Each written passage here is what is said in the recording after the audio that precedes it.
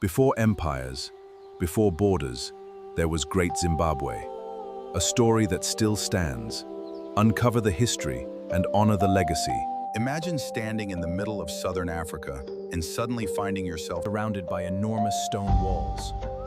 No cement, no modern machinery, no written blueprint left behind, just stone carefully placed upon stone. This is Great Zimbabwe, one of the most remarkable archaeological sites in Africa. And for centuries, these ruins have raised one powerful question.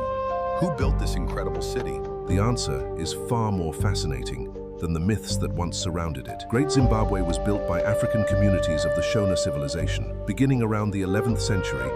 Fitted together without mortar. Some walls stretch for hundreds of meters, and the craftsmanship is extraordinary.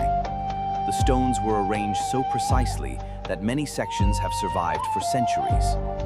The most famous structure is the Great Enclosure, a massive elliptical stone complex containing walls, living spaces, and a towering conical structure.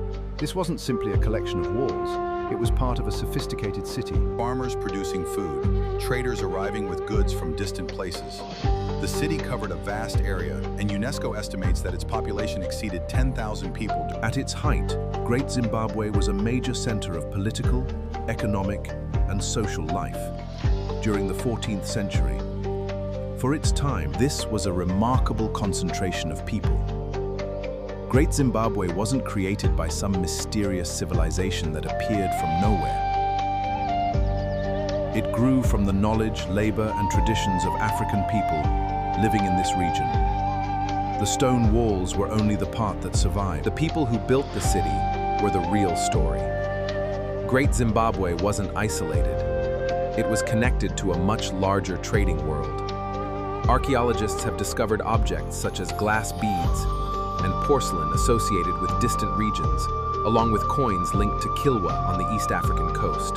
Gold was particularly important to the economy of the wider region. Goods moved between the interior of southern Africa and the Indian Ocean trading network. So Great Zimbabwe wasn't simply a city surrounded by walls, it was part of an international world of commerce.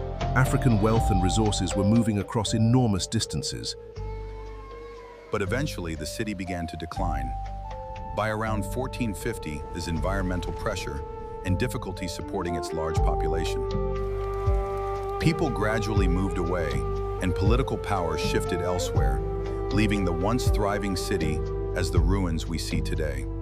Great Zimbabwe may have declined, but its legacy remains. Its massive stone ruins, reminding us that some of Africa's greatest stories are still standing today.